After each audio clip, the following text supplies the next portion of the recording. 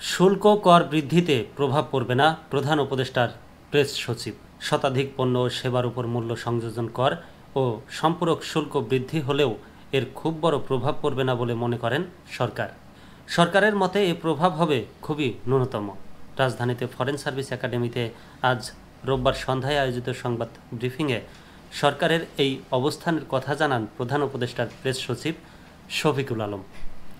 সরকার রাজস্ব আয় বাড়ানোর লক্ষ্যে গত বৃহস্পতিবার শতাধিক পণ্য ও সেবার উপর মূল্য সংযোজন কর ও সম্পূরক শুল্ক বাড়াতে দুটি অধ্যাদেশ জারি করে।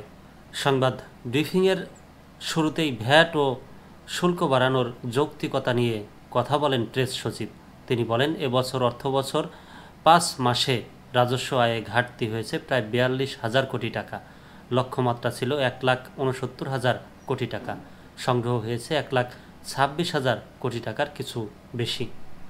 ব্রিফিংয়ে প্রেস সচিবের বক্তব্যের পরিপ্রেক্ষিতে এক সাংবাদিকদের প্রশ্নের জবাবে প্রেস সচিব বলেন, আমরা বলছি না যে কিছু প্রভাব পড়বে না, কিন্তু আমার মনে হয় বা আমরা মনে করছি এটি খুবই ন্যূনতম মিনিমাম হবে। আমরা মনে করি না যে এটা খুব বড় প্রভাব হবে।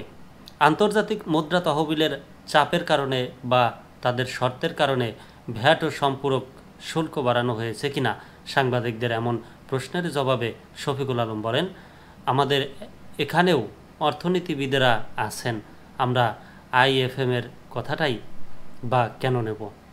তারাও তো বোঝেন কি কাজটা করতে হবে। আমাদের সামষ্টিক অর্থনীতির স্থিতিশীলতা খুবই দরকার।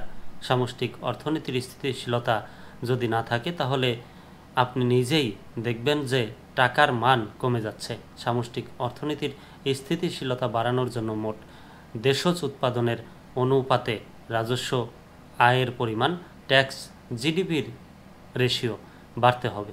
এটা এমন জায়গায় চলে গেছে, এটা টেকসই নয়। ভ্যাট ও সম্পূরক শুল্ক বৃদ্ধির অধ্যাদেশ অবিলম্বে প্রত্যাহারের দাবি জানিয়েছে জাতীয় রাজস্ব নাগরিক কমিটি। এ নিয়ে বলছেন, এ অবস্থায় সিদ্ধান্ত প্রত্যাহার কমানো বা পুনর্বিবেচনার বিষয়ে সরকারের কোনো ভাবনা আছে কিনা এর জবাবে শফিকুল আলম বলেন, সরকার তাদের কথাগুলো শুনছে, এটাই তারা বলতে পারেন। দেশের জনগণের টাকা অপচয় করে দেশের বিদেশে বিভিন্ন সম্পদ করার কথা বলা হচ্ছে। সেই সম্পদ জব্দ করা বা ট্যাক্স বসানো এ ধরনের কোনো কাজ কি সরকারের পক্ষ থেকে হচ্ছে?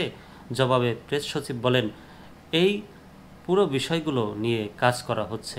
বাংলাদেশ ব্যাংকের গভর্নরের নেতৃত্বে ট্যাক্স ফোর্স কাজ করছে। প্রথমেই দেখা হচ্ছে কিভাবে এই টাকাগুলো আনা যায়। এটা হচ্ছে সর্বোচ্চ অগ্রাধিকার। সংবাদ ব্রিফিংয়ে আরও উপস্থিত ছিলেন প্রধান উপদেষ্টার উপপ্রেস সচিব মোহাম্মদ আবুল কালাম আজাদ মজুমদার, অপূর্ব জাহাঙ্গীর, সহকারী প্রেস সচিব সুচিন্মিতা তিথি।